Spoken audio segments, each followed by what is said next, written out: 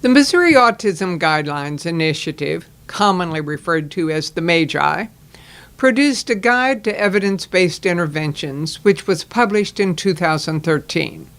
It was based on 6 recent nationally recognized systematic research reviews.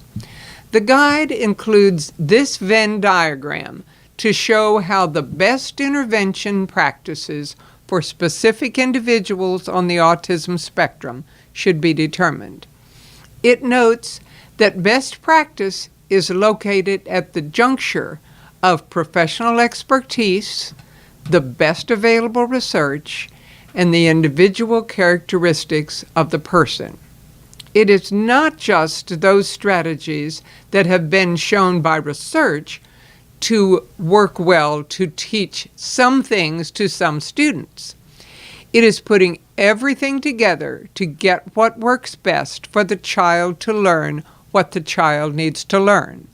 Typically, several of these interventions are included to produce the best educational programming for a specific individual child.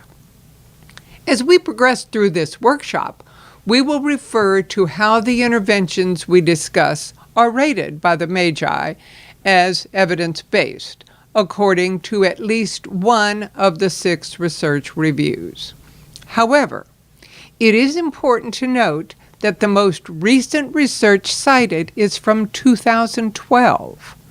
Between the publication of the MAGI materials and the development of this workshop in 2016, it is entirely possible that there has been additional research on some other interventions.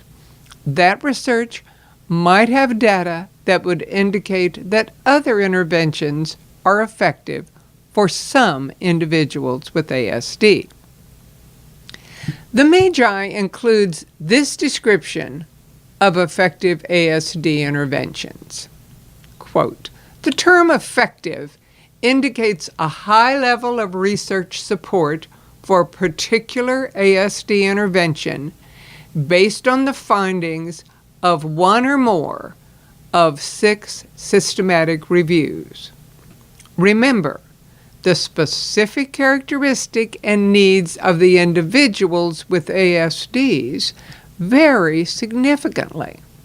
There is no one-size-fits-all intervention for autism spectrum disorders. Therefore, a review of effective interventions must consider the characteristics of the individual who benefited from the intervention and the skill or behaviors targeted by the intervention."